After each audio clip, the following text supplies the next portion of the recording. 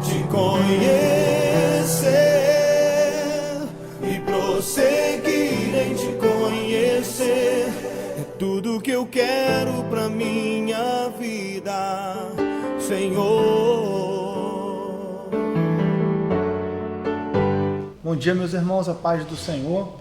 Estamos começando hoje na Escola Bíblica Online, Igreja de Nova Vida em Porto da Pedra, mais um conteúdo aqui na nossa EBO, que é a Epístola de Paulo aos Efésios. Epístola de Paulo aos Efésios. Por isso, meu irmão, eu convido você a abrir a sua Bíblia para começar esse estudo em Atos dos Apóstolos, capítulo 19. Atos dos Apóstolos, capítulo 19. E vamos fazer uma leitura do versículo 1 até o versículo 7. Vamos lá? Atos dos Apóstolos 19. Aconteceu que, estando Apolo em Corinto, Paulo, tendo passado pelas regiões mais altas, chegou a Éfeso e, achando ali alguns discípulos, perguntou-lhes: recebeste porventura o Espírito Santo quando crestes? Ao que lhe responderam: pelo contrário, nem mesmo ouvimos que existe o Espírito Santo. Então Paulo perguntou: em que, pois, fostes batizados? Responderam: no batismo de João. Disse-lhes Paulo: João realizou o batismo de arrependimento, dizendo ao povo que cresce naquele que vinha depois dele, a saber, em Jesus. Eles, tendo ouvido isso, foram batizados em nome do Senhor Jesus. E impondo-lhe Paulo as mãos, veio sobre eles o Espírito Santo, e tanto falavam em línguas como profetizavam. Eram ao todo uns 12 homens. Agora, meu irmão, eu te convido a ir comigo na Epístola de Paulo aos Efésios. Lá na frente, Efésios capítulo 1, a gente vai ler o verso 1 e o 2, tá? Paulo, apóstolo de Cristo Jesus por vontade de Deus, aos santos que vivem em Éfeso e fiéis em Cristo Jesus, graça a vós outro e paz da parte de Deus nosso Pai e do Senhor Jesus Cristo. Agora vai comigo, irmão, por favor, vira a página da sua Bíblia, vai para o versículo 15 desse mesmo capítulo 1, a gente vai ler até o 19. Por isso também eu, tendo ouvido a fé que há entre vós no Senhor Jesus e o amor para com todos os santos, a fé e o amor dos cristãos de Éfeso, não cesso de dar graça por vós, fazendo menção de vós nas minhas orações, para que o Deus de nosso Senhor Jesus Cristo, o Pai da glória, vos conceda espírito de sabedoria e de revelação no pleno conhecimento dele, iluminando os olhos do vosso coração, para saberdes qual é a esperança do seu chamamento, qual é a riqueza da glória da sua herança nos santos, e qual a suprema grandeza do seu poder para os que cremos, segundo a eficácia da força do seu poder. Só até aí. Vamos orar? Senhor nosso Deus e nosso Pai, em nome de Jesus, Pai, na Tua presença, Pai, nós nos reunimos, Senhor, meu Deus, para estudar a Tua palavra, Pai, a palavra é do Senhor. Pai, em nome de Jesus, venha estar falando conosco, nos ensinando, Pai, o professor também é o Senhor, sou apenas um canal. Pai, venha estar abrindo os olhos do nosso entendimento para compreender a Tua Escritura, Pai, a Tua Palavra. Fala conosco, nos ensina, Pai, que a Tua Palavra dê muito fruto para o Teu reino, Pai, na minha vida e na vida dos meus irmãos que estão em casa, em nome de Jesus Cristo, Filho de Deus, Pai. Amém. Vamos lá, irmãos. Deixa a sua Bíblia aberta aqui na Epístola de Paulo aos Efésios. Essa é uma aula introdutória, tá? Aula introdutória, a gente vai falar aí quem escreveu essa epístola, quando escreveu, a circunstância que estava o escritor dessa epístola quando ele escreveu, de onde ele escreveu, quem levou a carta. Paulo escreveu essa carta, né? E uma pessoa levou. Quem levou? Vou mostrar na Bíblia quem foi que levou essa carta. Por que que Paulo escreveu essa epístola? Por que ele escreveu essa epístola? O propósito de Paulo escrever essa epístola? Os destinatários dessa epístola. A gente vai falar um pouquinho aí dos cristãos de Éfeso. Vamos falar dessa igreja. Quem foi que fundou essa igreja? Como é que essa igreja foi fundada? A ocasião de fundação dessa igreja. tá? Então vamos dar entrada aqui nessa epístola. Quem escreveu essa epístola, né, foi o apóstolo Paulo. Ele escreveu essa epístola entre o ano 60 e o ano 62. Ano 60 e 62, de onde? Ele escreveu de Roma. Paulo estava preso em Roma quando ele escreveu essa epístola. Ele tinha sido preso em Jerusalém e lá no julgamento que ele teve, ele apelou para César, porque estavam querendo entregar eles para os judeus que o queriam matá-lo. Ele apelou para César e como ele tem a cidadania romana, ele foi levado para Roma para ser julgado por César. Tá? Então ele estava preso, ele ficou 2 anos preso, de 60 ao ano 62, e nesse intervalo ele escreveu 4 epístolas, que são chamadas epístolas da prisão, que é essa epístola aos Efésios, Colossenses. A epístola aos Colossenses é considerada, irmãos, a irmã de Efésios, porque são epístolas muito parecidas com algumas diferenças. Enquanto o assunto principal da epístola aos Efésios é igreja, é falar da eclesiologia, que é o estudo da igreja, da natureza da igreja, da função da igreja, do que é a igreja, sua natureza, a epístola aos Colossenses fala de Cristo, fala da cristologia. Então, enquanto a epístola aos Efésios fala do corpo de Cristo, Colossenses fala do cabeça, que é Cristo. Tá? Um é o corpo e o outro é a cabeça. Tá? Ambos falam da igreja, porém a Efésios foca mais na igreja, fala de Cristo também, mas foca mais na igreja, e Colossenses fala mais de Cristo, fala da igreja também, mas fala mais de Cristo. Tá? Então uma trata a Colossenses da cristologia e Efésios fala da eclesiologia, que é o estudo da igreja, tá? Assembleia dos Santos.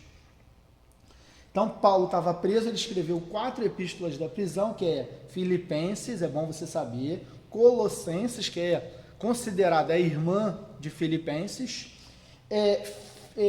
Filipenses, Efésios, Colossenses, Filipenses e Filemão. São as 4 epístolas da prisão, a primeira prisão de Paulo em Roma. Tá? Ficou 2 anos e ele escreveu esta epístola. Vamos verificar aqui que realmente Paulo estava preso? Abre aí em Efésios 3, verso 1. Olha o que Paulo diz, ó. Por esta causa, eu, Paulo, sou o prisioneiro de Cristo, por amor de vós, gentios. Por que gentios? Porque era o foco da pregação de Paulo, eram os gentios e não os judeus. Tá? Ele pregava também para os judeus, mas o foco dele, tá, era os gentios. Isso é, as outras gentes que não são judeus. Tá? Gentios. Prisioneiro do Senhor, porque nós servimos a Cristo, não somos mais servos do mundo. Mesmo ele estando preso, ele não se considera preso daquelas cadeias, mas unido a Cristo, servo do Senhor. Tá? Outro verso aqui, capítulo 4, verso 1, olha só o que diz. Rogo-vos, pois eu, o prisioneiro no Senhor, que andeis de modo digno da vocação a que fostes chamados. E o verso 6, capítulo 6, verso 20, olha o que diz. Pelo qual sou embaixador em cadeias. Ele está preso. Sou embaixador em cadeias para que em Cristo eu seja ousado para falar, como me cumpre fazê-lo. Mesmo em cadeias, mesmo preso, ele continuava sendo embaixador de Cristo, propagando, divulgando o Evangelho. Nada pode parar o poder de Deus, nada pode parar o nosso Senhor, tá? Ele continua, nada pode parar a obra do Senhor, tá? Mesmo Paulo preso, Deus continuava usando Paulo, tá? E essa carta, mesmo Paulo preso, essa carta chegou até aqui pra gente, né? Ano 2020, Porto da Pedra, São Gonçalo. Então, Paulo estava preso. Quem levou essa carta, né? Uma pessoa pegou a carta lá de Paulo, lá em Roma, e levou lá para Éfeso. Quem foi essa pessoa? Abre comigo aí, Efésios 6, verso 21 e 22. Ó.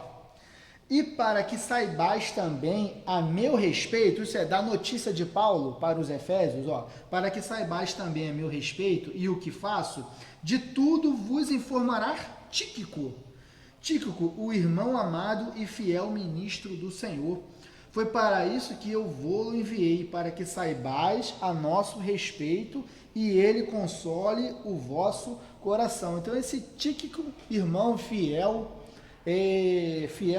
de Deus, ministro da palavra, ele leva a carta dos Efésios, que Paulo escreveu aos Efésios, lá para a igreja de Éfeso, tá? E ele também levou a carta aos Colossenses.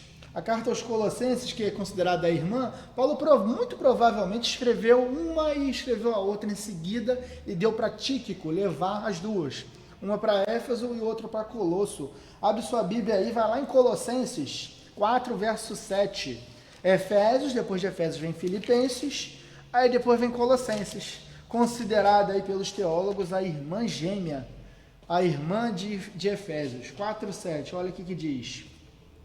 Quanto à minha situação, Tíquico, irmão amado e fiel ministro, e conservo no Senhor, de tudo vos informará. Tá? Então ele estava levando a carta lá de Roma para Colosso. Levou para Colosso e levou para Éfeso. Tá?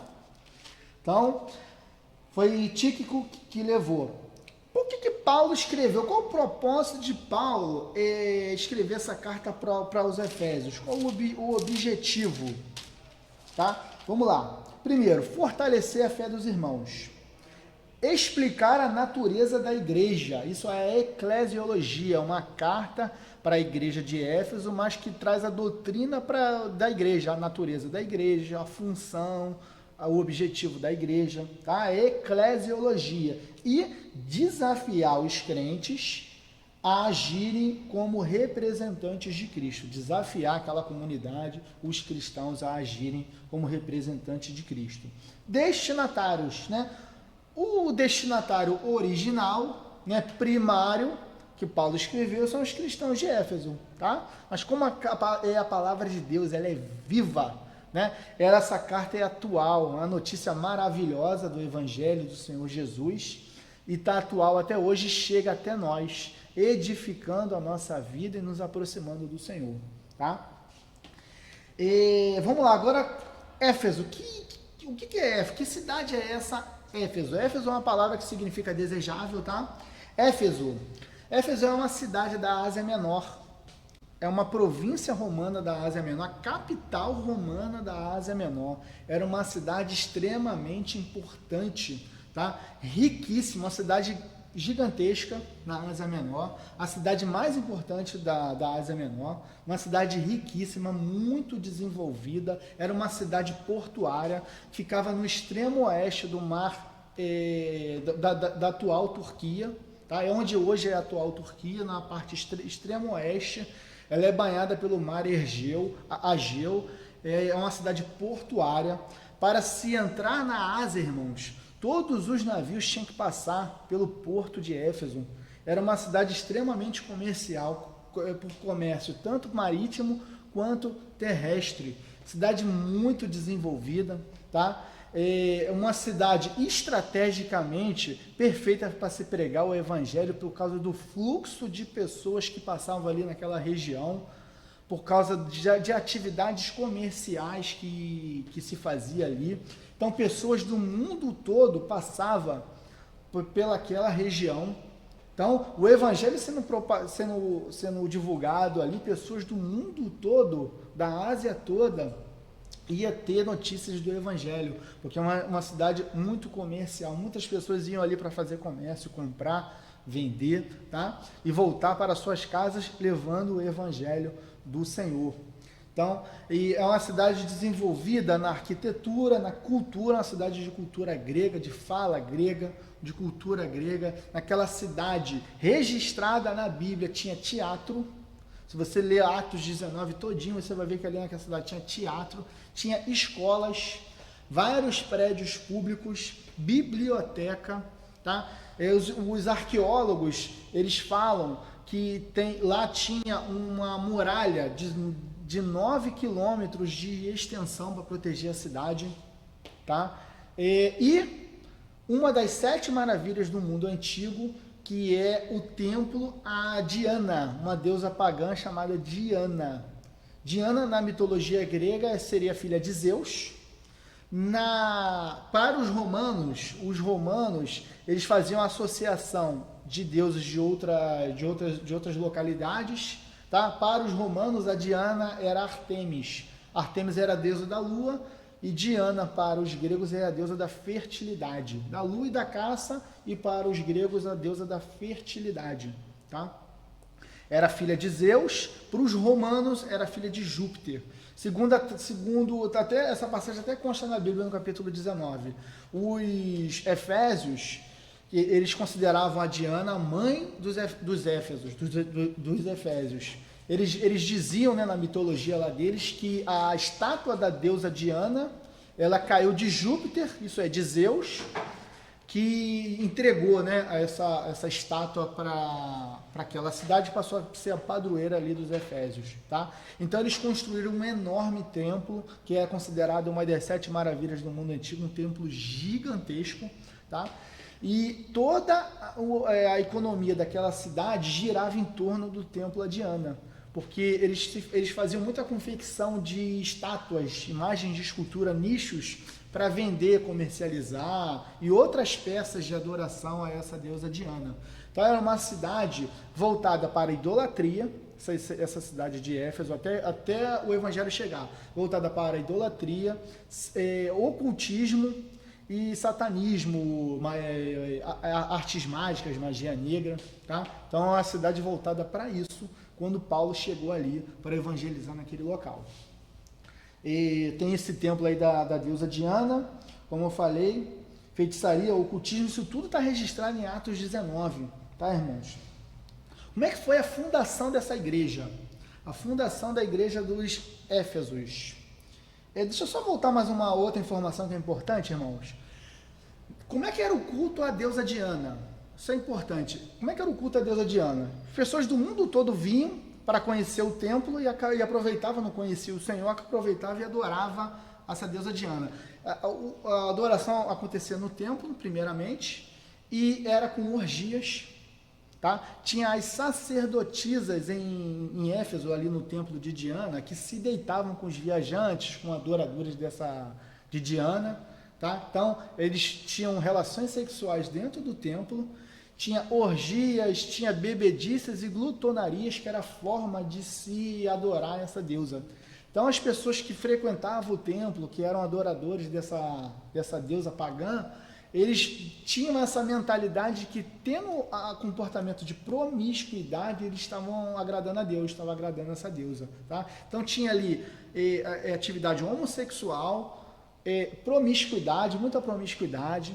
E outra coisa que acontecia também é que esses viajantes e outros adoradores de Diana, pessoas do mundo todo que vinham ali para ter relações sexuais com aquelas sacerdotisas sacerdotisas do templo, acontecia que, muitas das vezes, essas sacerdotisas acabavam engravidando, e uma vez que elas tinham neném, o templo abandonava elas, jogava elas na Rua da Amargura para ter os seus nenéns.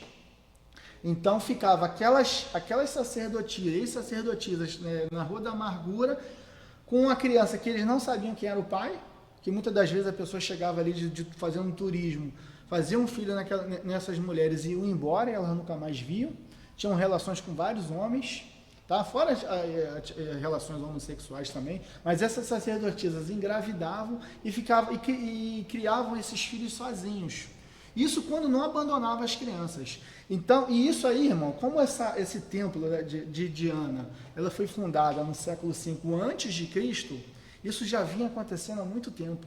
Era uma cidade dominada por Satanás, porque esses valores eram divulgados, eram propagados naquela sociedade. Então, era uma sociedade em que a figura do homem praticamente era inexistente. O valor do homem naquela sociedade era praticamente inexistente. O valor da família, a instituição família, eles não tinham conceito de família, por causa dessa situação de crianças sendo criadas sem pai, e muitas das vezes até sem pai e sem mãe, porque as crianças eram abandonadas, tá?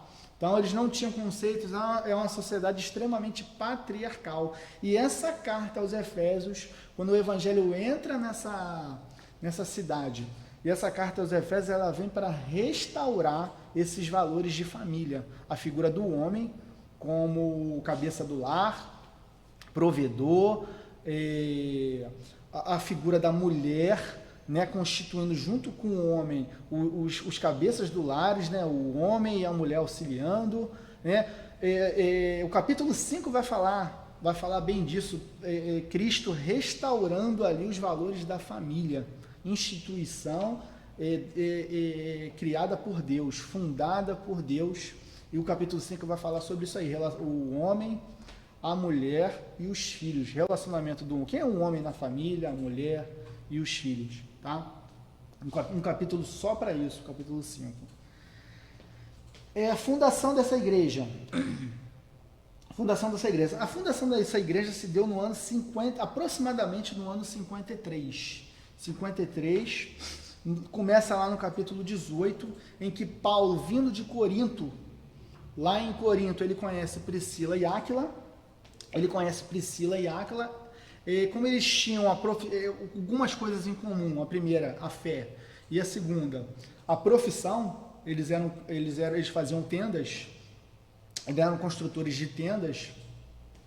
Paulo faz amizade com eles e leva eles para Éfeso, e lá Paulo começa a evangelizar nas sinagogas, né? Começa a evangelizar na sinagoga, e Paulo começa a fazer alguns discípulos ali, deixa a semente do evangelho, deixa Priscila e Áquila ali, continuando o trabalho, e vai para a Judéia, vai para Jerusalém.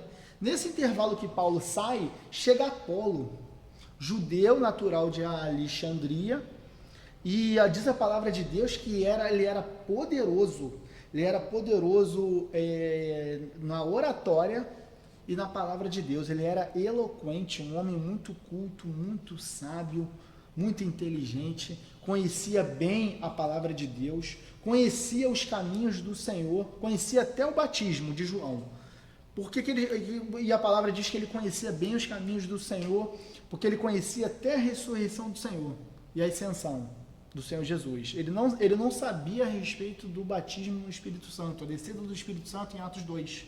Por isso que lá em Atos, capítulo 18, fala que ele conhecia só até o batismo de João e os caminhos do Senhor Jesus. Tá? Então conhecia toda a obra do Senhor Jesus e o batismo de João. Então Priscila e Áquila, quando vê aquele homem pregando poderosamente ali e convencendo os judeus, convencendo os gentios a respeito da pregação do evangelho, ele esclarece para Apolo a respeito do que aconteceu lá em Atos capítulo 2, que foi a descida do Espírito Santo revestindo o cristão.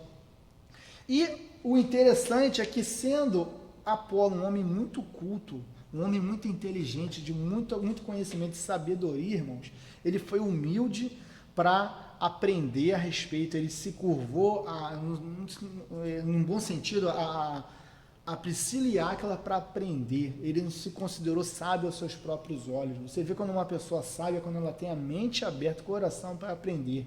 Aí ele aprendeu com Priscila e Áquila, que pega Apolo e leva para Corinto para continuar a obra de Paulo. Nesse intervalo que Priscila e Áquila sai com Apolo para Corinto, chega Paulo, retornando da sua viagem de Jerusalém, e diz a palavra de Deus lá em Atos 19 que ele fica mais 3 anos. E o interessante, né, que foi o texto que a gente lê no início, que Paulo chega em Éfeso, encontra alguns cristãos, e Paulo pergunta: vocês já foram batizados com o Espírito Santo? Aí eles falam assim: a gente nem sabia que existia Espírito Santo. Então Paulo ora, eles são batizados com o Espírito Santo, porque muito provavelmente esses cristãos haviam ouvido a pregação de Apolo, tá? Eles haviam ouvido a pregação de Apolo, e Paulo continua ensinando aqueles cristãos, e diz a palavra de Deus que Paulo ele começa a pregar nas sinagogas durante 3 meses. Muitos se convertem, muitos judeus se convertem, até que apareceram alguns judeus de coração fechado, mente fechada, e começaram a falar mal do caminho do Senhor, começou a atrapalhar, né? As coisas estão dando muito certo, o inimigo levanta alguns para tentar atrapalhar. Porque, irmãos, ou você está em Cristo, ou você não está. Não existe meio caminho, não existe em cima do muro. Quem não está em Cristo é inimigo e pode ser instrumento de Satanás para se levantar contra a obra de Deus. Mas aí Paulo, na sua sabedoria, está ficando difícil aqui, eu vou para outro canto, Eu vou trabalhar em outra porta, em outra situação. Não está dando para pregar pessoalmente por causa da pandemia, vamos pregar online, né? Então Deus dá estratégias e olha o que acontece. Abre comigo aí 1 Coríntios 16:9. Paulo não está conseguindo pregar nas sinagogas. Olha para onde que ele vai. Porque uma porta grande e oportuna para o trabalho semeia-abriu e há muitos adversários. Uma porta grande e oportuna. Paulo, quando estava em Éfeso, nessa situação aqui, ele escreveu uma carta para a igreja de Corinto.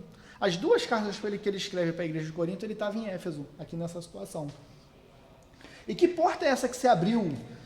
Em Atos capítulo 19, verso 10, Atos 19, 10, Paulo ele começa a abrir uma porta para ele pregar na igreja de um homem chamado Tirano.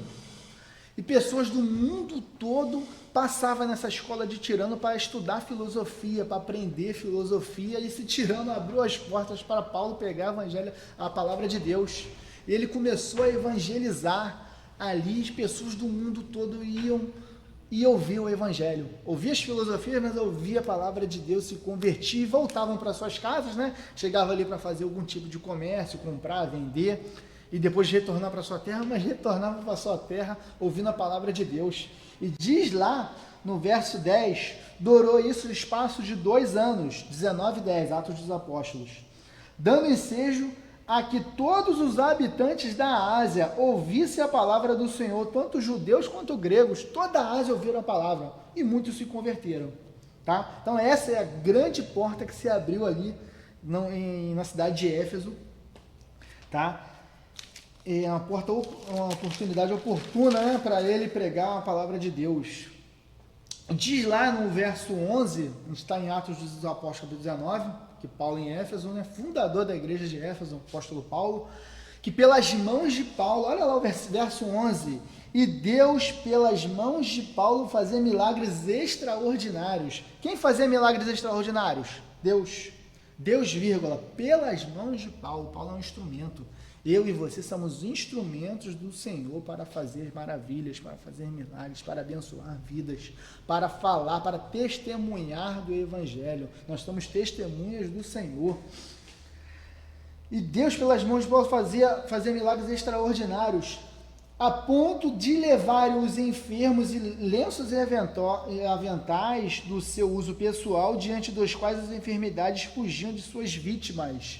Então as enfermidades e os demônios fugiam das suas vítimas, porque tinha muita gente, era uma cidade entregue a Satanás, né? Tu vê lá a família ali naquela situação, naquela região não existia, não tinha conceito de família.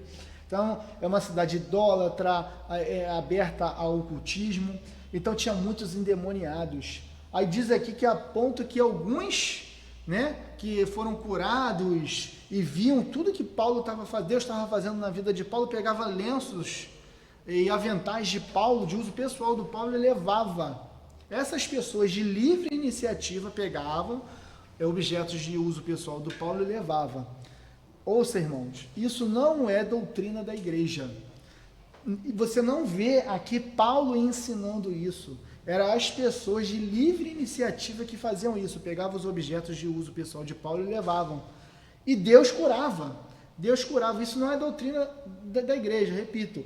Nenhum apóstolo ensinou isso, Jesus Cristo não ensinou isso, mas Deus operava. Porque eu acredito que seja uma estratégia do Senhor, irmãos. Porque uma vez que aquela pessoa era curada e queria saber quem era Paulo, e iam até Paulo, escutava da boca de Paulo que Jesus Cristo é o Senhor, tá? Então é uma estratégia do Senhor, mas isso não é doutrina da igreja. Paulo não ensina isso. Aqui em Atos dos Apóstolos, capítulo 19, só registra esse fato, tá? Lenços, aventais. Aí o que acontece? Tinham muitos endemoniados ali naquela região. Aí diz lá do verso 13 ao 17, aqui em Atos 19, que 7 filhos de um sumo sacerdote judeu chamado Servo, esses homens não eram convertidos ao Senhor, viam homens endemoniados e tentavam expulsar. Falava: conjuro-vos por Jesus a quem Paulo prega. Aí diz a palavra de Deus lá em Atos 19 que esse endemoniado, uma certa vez, se levantou, falou assim, eu conheço Jesus e bem sei quem é Paulo, mas quem são vós? Não vos conheço, e bateu neles, a ponto de tirar a roupa deles, eles terem que fugirem nus, envergonhados. Porque, como eles não eram convertidos, tentavam usar o nome do Senhor Jesus, a autoridade do nome de Jesus não estava sobre a vida deles, porque eles não eram convertidos. Entenda, quando a autoridade do nome do Senhor Jesus estiver sobre a sua vida, você reconhecer que Jesus Cristo é Senhor da sua vida, você estiver vivendo nos caminhos do Senhor, entregar o seu coração para Ele, a autoridade do nome dele vai estar sobre você, e o inferno não tem poder sobre a sua vida, o mal não tem poder sobre a sua vida, tá? Então, com esses homens, o endemoniado pôde, tá? Aí diz lá a palavra de Deus que, sabendo disso, todos os efésios temeram o Senhor, tiveram temor, respeito pelo Senhor, reverência, tá? O temor do Senhor na Bíblia significa isso, reverência, respeito. Esse temor veio pelos milagres e maravilhas que eram feitos e por essa situação aqui, tá? Que a pessoa passou a respeitar, viver no caminho do Senhor para ter a autoridade de Jesus Cristo sobre suas vidas. Verso 18 aqui fala assim: muitos dos que creram vieram confessando e denunciando publicamente as suas próprias obras, ouviram a palavra de Deus e isto gerou neles arrependimento. Verso 19 e 20. Também muitos do que haviam praticado artes mágicas, reunindo os seus livros em praça pública, irmãos, eles tacaram fogo, eles queimaram aqueles livros todinhos de artes mágicas, de ocultismo, de satanismo, reconhecendo que aquilo estava fazendo mal às suas vidas, que aquilo era pecado, que isso era errar o alvo e contra a vontade e a palavra de Deus, e queimavam os livros à praça pública. Aí diz aqui que a soma desses livros, irmãos, deu uma fortuna. 50 denários, equivalente a hoje a 1.700.000 reais, tá? Porque um denário era equivalente a um dia de trabalho, né? Um salário mínimo está 1.045, dividido por 30 dá 34, multiplicado por 50 mil dá 1.700.000. Uma fortuna, uma loteria de livros, de pessoas que pegaram esse valor, né, esses livros valiosos economicamente, mas que para o reino de Deus não vale nada, tá? E queimaram em praça pública. Por que esses livros eram tão valiosos, irmãos? Naquela época ainda não existia imprensa. A imprensa só veio existir no Oriente, inventada por Sheng na China no ano 1200, e no Ocidente por Gutenberg no ano 1400. Então, para uma pessoa saber ler e escrever era raríssimo. Apenas 5% da população naquela época, de repente em Éfeso, um pouquinho mais, porque era uma cidade rica, um pouquinho mais de 5%, era caríssimo uma pessoa saber ler e escrever, uma pessoa ter um livro, porque o livro era manuscrito, não tinha inventado a imprensa. Depois que foi inventada a imprensa, foi produzido livros em larga escala. Foi produzido muitos livros, o que barateou, o que facilitou as pessoas a aprender a ler e a escrever. É por isso que lá em Romanos 10, verso 17, Paulo fala assim: a fé vem pelo ouvir, e ouvir da palavra de Deus, porque a maioria das pessoas não sabiam ler, então tinha que ouvir. Hoje, irmão, nós temos a oportunidade, o privilégio de ouvir a palavra de Deus, ouvir a pregação do Senhor e ainda ler. Meditar na palavra de Deus no nosso lar, na nossa casa, na nossa igreja, no ônibus, no trabalho. Olha que alegria, que privilégio, irmão, que nós temos, tá? Então, verso 23, aí vem o inimigo se levantando, né? Um tal de Demétrio, que esculpia imagens de escultura de Diana, ele se levantou ali contra os apóstolos, contra o apóstolo Paulo, dizendo: esse Paulo aí, ele está pregando que a Diana dos Efésios não são deuses que são feitos por mãos humanas, e ele está dizendo que o templo da deusa Diana não é nada, e a nossa profissão está caindo em descrédito, em desuso, porque à medida que o cristianismo ia crescendo, a adoração a Diana ia diminuindo. E essa cidade que envolvia, né, a sua economia em torno do templo de Diana estava perdendo adeptos, as pessoas estavam perdendo sua profissão, estavam deixando de vender. Então se levantou uma grande revolta dos ourives que esculpiam essas imagens de Diana, e levantou um alvoroço na cidade. Muitos idólatras, aqueles que não haviam se convertido, começaram a gritar: grande a Diana dos Efésios, se reuniram em frente ao teatro. Isso está registrado lá em Atos 19. Paulo tentou ir lá, mas foi impedido pelos discípulos, porque eles ficaram com medo de Paulo ser agredido, ser morto. Então, depois desse evento, Paulo ele sai da região de Éfeso, deixando a semente do evangelho ali. Depois, o seu filho na fé, Timóteo, foi pastor de Éfeso. Isso está lá registrado em 1 Timóteo 1, verso 3, depois você vê, por causa do nosso tempo. Anos depois, o apóstolo João vai ser pastor na igreja de Éfeso. Tá? Isso está registrado pela doutrina Irineu. Irineu ele registra isso nos seus manuscritos. Tá? Isso está na tradição cristã. Tá? Ele vai ser pastor de Éfeso. Então, Paulo, ele dali no ano 53, até o 55, ele sai da região de Éfeso e vai para a Judéia, onde ele é preso e levado para Roma, que entre o ano 60 e 62 escreve essa epístola aos Efésios. Tá? Então, aqui é a fundação da igreja. Tá? Tem uma passagem também muito interessante, antes de Paulo ir para a Judéia ser preso, em que ele vai para a Grécia, na região chamada Mileto, e lá ele manda chamar os presbíteros, porque ele formou discípulos, formou pastores, presbíteros ali na região de Éfeso, para o evangelho crescer. Ele deixou uma igreja estruturada ali, com pastores, evangelistas, profetas, mestres, apóstolos. Ele deixou uma igreja toda estruturada ali naquela região, organizada. Isso está no capítulo 4, tá? Que vai falar lá o capítulo 4 da organização da igreja. Ele deixa essa igreja organizada, chama os presbíteros, que só atravessa ali o mar Egeu, uma distância muito longa, e lá ele se despede dos presbíteros daquela cidade, e lá ele faz uma profecia, irmãos. É uma profecia interessante. Deixa eu ver aqui. Capítulo 20. Lá ele faz uma profecia dizendo que ele indo para a Judéia, depois que ele partisse, lobos devoradores iam entrar na igreja, e alguns vindos até de mestres, de pastores. Então, ele dá um conselho para aqueles presbíteros e para todos os pastores, que pastoreia as suas ovelhas, cuide delas, ensina a palavra de Deus. Ele diz aqui no capítulo 20, que ele manda chamar os pastores. 20, verso 29.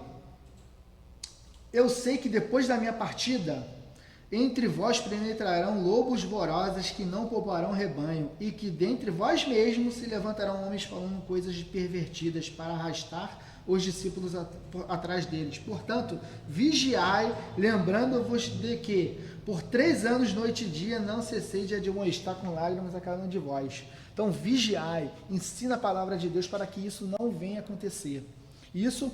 E essa profecia aqui, irmãos, ela veio se cumprir anos depois, tá? Então, um breve esboço da carta, tá? Do capítulo 1 ao capítulo 3 fala a parte doutrinária da carta. Da parte 4, do capítulo 4 ao capítulo 6, é a parte prática dessa carta. Tá? Capítulo 1, ainda na parte doutrinária, fala do plano da salvação e uma oração que Paulo faz pelos cristãos de Éfeso. Tá? Capítulo 2, enquanto o capítulo 1 fala do plano da salvação, arquitetado por Deus Pai, no capítulo 2 fala da execução desse plano. A execução do plano da salvação, quem executou o plano foi Jesus Cristo. Quem aplica no nosso coração é o Espírito Santo, convencendo do pecado, da justiça e do juízo. O capítulo 2 também fala da formação da igreja, que a formação da igreja é a igreja formada por cristãos que se converteram, judeus que se converteram a Cristo e gentios que se converteram a Cristo. né, formam a igreja. É derrubada a parede de separação entre judeus e gentios, aqueles que se convertem a Cristo formam a igreja. Tá? Formação da igreja, capítulo 12, capítulo todinho falando disso. Capítulo 3 fala do ministério apostólico de Paulo, em que ele diz lá que o foco é os gentios, e fala de mais uma oração, mais uma vez Paulo orando pelos crentes. Lembrando que se você for ver aqui no capítulo 3 essa oração, Paulo em nenhum momento ele pede bênçãos para ele.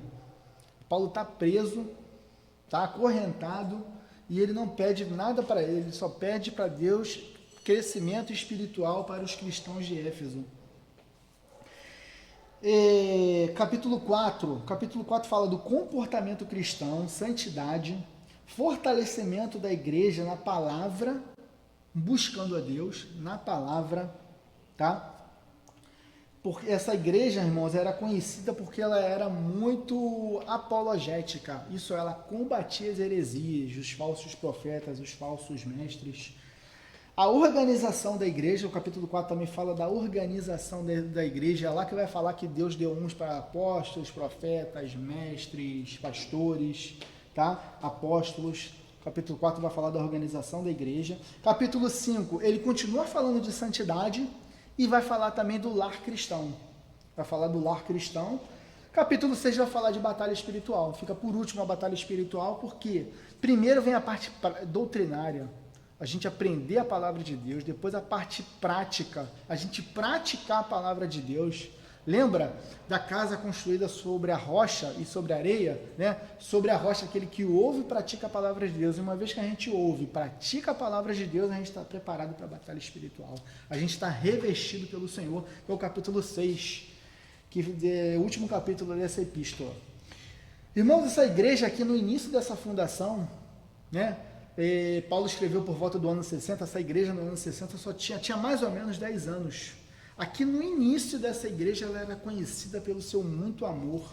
Era uma igreja que amava, era uma igreja que ela era ortodoxa na palavra de Deus. Isso é, ela vivia a palavra de Deus, ela conhecia a palavra de Deus, porque ela estava ensinando por um dos maiores mestres da época, que era o apóstolo Paulo.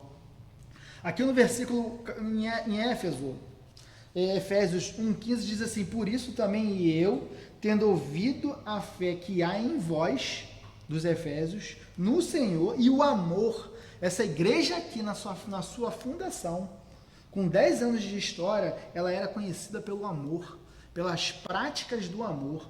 E o amor para com todos os santos não cessa de dar graças por vós. Paulo agradecendo, porque ela era abundante na sua fundação ao amor. Ela era abundante na obra e no conhecimento da palavra de Deus, a ponto de ela refutar os ensinos heréticos dos nicolaítas e dos gnósticos. Os gnósticos que ensinavam que Jesus Cristo não veio como carne, não veio como um homem, ele era só um espírito. E os nicolaítas ensinavam que os cristãos eles podiam sim ter uma vida cristã sem compromisso com a santidade, desfrutar dos prazeres carnais, do adultério, tá? Então eles ensinavam isso. E lá em Apocalipse, capítulo 2, é importante você abrir, irmãos, capítulo 2, numa das 7 cartas do Apocalipse, para as igrejas da Ásia, uma das cartas que foi escrita foi para a igreja de Éfeso. A primeira carta das 7 igrejas da Ásia, a primeira carta foi escrita para a igreja de Éfeso. Tá? Essa carta foi escrita 30 anos depois desses acontecimentos, de que Paulo escreveu essa carta para os Efésios no ano 60, no ano 96, 35, 36 anos depois, quando o apóstolo João, né, essa carta ditada pelo próprio Senhor Jesus, ressurreto, glorificado, ele pede para o João escrever essa carta. 30 anos depois, irmãos, a história dessa igreja ela já estava bem diferente, tá?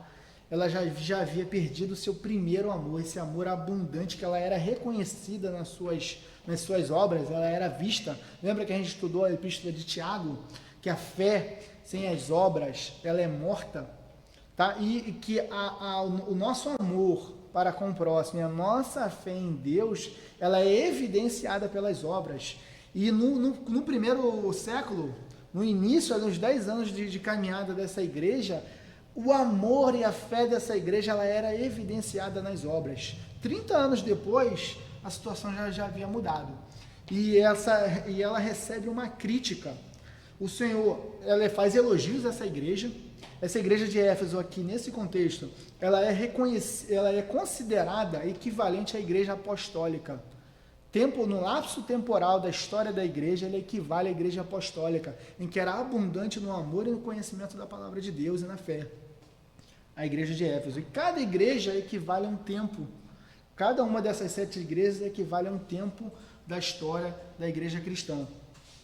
E aqui na igreja de Éfeso, o Senhor Jesus, através do apóstolo João, ele faz essa crítica, dizendo que eles perderam o primeiro amor. Eles fazem obras, eles são abundantes na obra, eles aborrecem as obras a pregação dos hereges, eles aborrecem a pregação dos hereges, como ele também aborrecia, que o Senhor Jesus não gostava, aborrecia, abominava, mas que tem contra ti que abandonaste o primeiro amor, o amor que é tão importante, irmãos, para a gente continuar a nossa obra, a nossa caminhada de fé, o amor pelas coisas de Deus, pela palavra de Deus, pela obra do Senhor.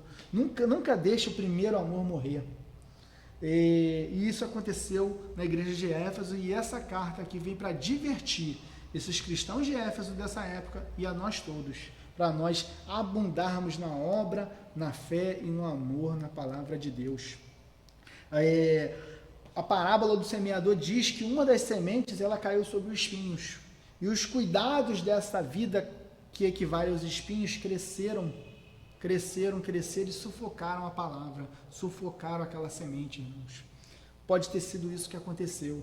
Quando a gente começa a viver muitas coisas do mundo, substituindo as coisas de Deus pelas coisas do mundo, a nossa fé, o nosso amor pela obra, pelas vidas, pelo evangelho, ela começa a enfraquecer, começa a diminuir. E nunca deixemos isso acontecer.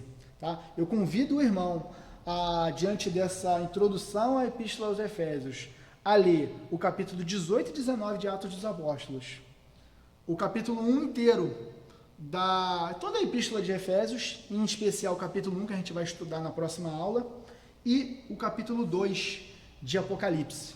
Tá bom? Meu irmão, muito obrigado aí pela sua atenção. Vamos orar para terminar. Muito obrigado, Jesus, pela tua palavra. Senhor meu Deus, continua falando conosco, nos abençoando pela tua palavra, que é viva e eficaz, e que a tua palavra dê muito fruto para o teu reino. Muito obrigado, meu irmão. Um bom dia, um bom sábado. Fica com Deus. Até sábado que vem.